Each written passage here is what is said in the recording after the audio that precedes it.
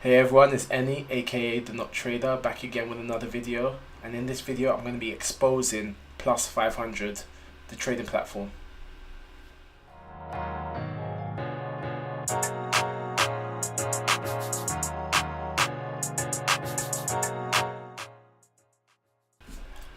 So, it's all kicking off. A couple days ago, on the 12th of February, this guy I followed called Sonny Sonny Davola, yeah. He posted Plus500 has stolen my money and taken me out of my position. Stay away from them. Plus500, give me my 20k back. So I'm going to just play this video now by him. Stay away from Plus500, they are fraudulent. This isn't the first time that this has occurred. Okay, I was selling up here, about €500,000. The price dropped and I got a margin call. I'll show you the proof, the time there. See, and I'll go to my close positions and you can just see the details there. 500,000, and when was it closed? 1 minute past 10. Fraudulent. Okay, so I'm going to post a link to his tweet in the description below. So in this video, he was shorting the Euro GB pound pair, and it was on February the 12th at 10 p.m. GMT. And the price was falling, and it got timed out at 8812.2. So yeah, those are the numbers, just if you want to check yourself. So I decided I want to do some investigative journalism, and I want to see whether he actually was valid in his complaint, or maybe he actually had just hit his stop loss. So I'm going to show you right now. So here I'm on the Euro GB pound pair, forex pair. So it was at the 12th of February at 10 p.m. So I'm just going to plot a line here. Where is it? Yeah, I'm going to plot this line here just to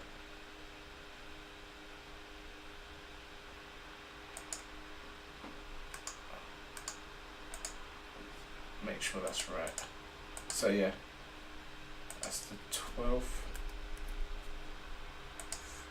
at 10 p.m. Okay, so this line represents the exact time on the 15-minute chart, and then here I'm going to put the position at which he was stopped out at.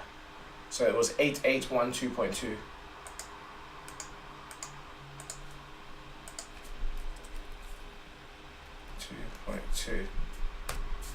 So as you can see here, he was shorting the Euro GB pound.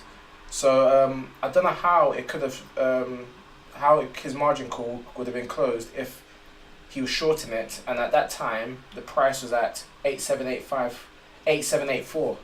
So that's what is that? That's like 23 pips away. So there's no way it could have been timed out. Not on IG anyway. So yeah, he's got a valid case. I can see why he put the stop loss there, because that was a previous support. Yeah. Let's delve a little bit deeper into Plus500, because I want to give them the benefit of the doubt. Let's check Trust Pilot. So by no means is Trust Pilot a be or end all, but it gives a good idea as to what consumers think of Plus500. 2.2 stars out of 5, which is pretty poor. About 25% of their reviews are average to poor, average, poor, or bad. So that's really bad.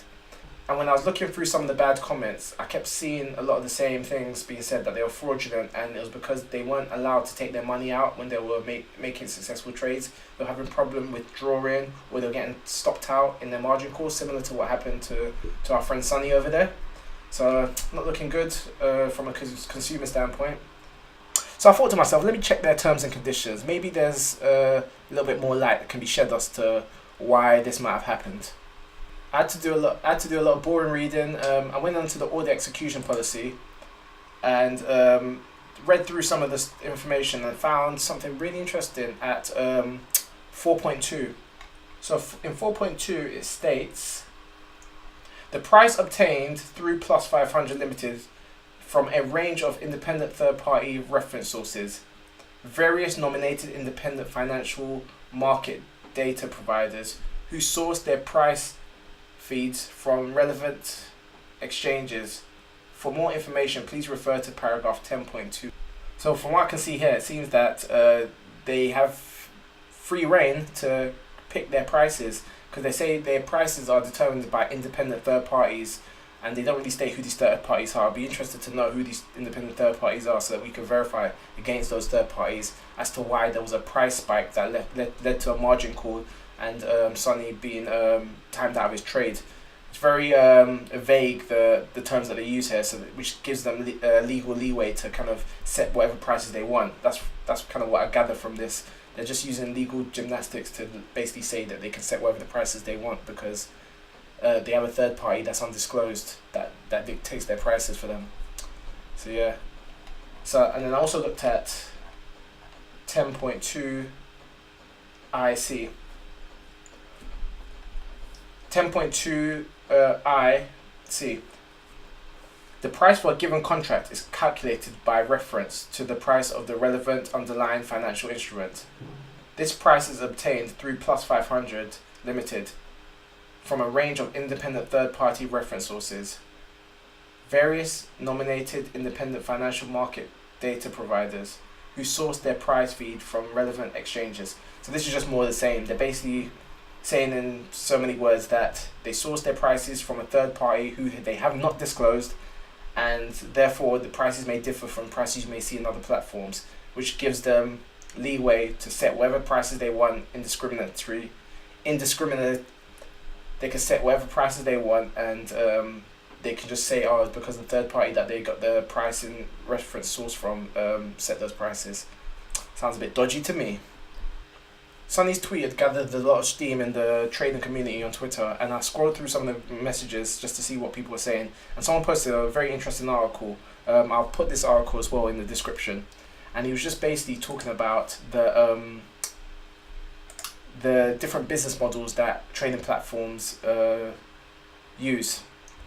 There's an A model and a B model, and I've known about this for a while, which is why I use IG, because I know that they're pretty upstanding when it comes to the business practices that they employ to make money. The A model, for all intents and purposes, is where brokers make money off the spread. So when you enter a trade, the differences within the spread is where they make their money. So every time you trade, they make money off the spread.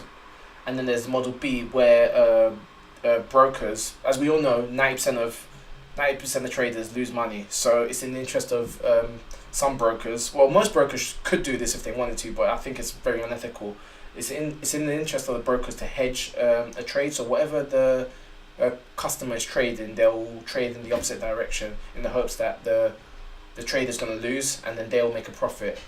It's very lucrative business model, but also it makes the trading platform benefit from a customer losing, so therefore they have incentive for a customer to lose. So I'm under the assumption that Plus500 probably employ business model B, because why would they close someone's trade when they were in profit if they didn't benefit from it?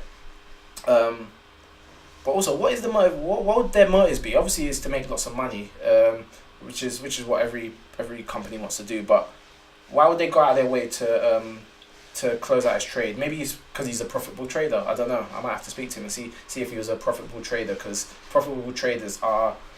It's not beneficial for business model B to have profitable traders, because then they'll keep losing money if they hedge against someone that's consistently profitable.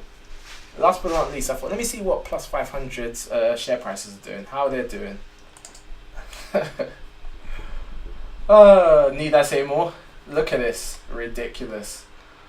Free falling ever since February 8th. It's lost over half of its market share, its market value. Wow. Need I say more? They're falling like a roller coaster, mate. It's ridiculous. I also saw, so this kind of gives you an implication of how the business is being run. They're losing a lot of money. I can see their practices are allegedly, let me say allegedly, I don't want to get sued. Allegedly, their practices aren't really going well. And another thing I actually saw, it was quite funny.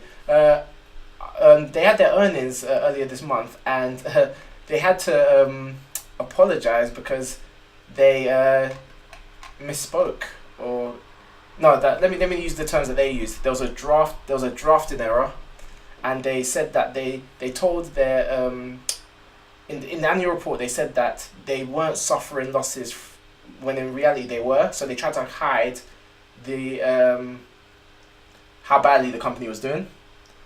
So I'm not jumping to any conclusions. All I'm saying is that come to your own conclusions.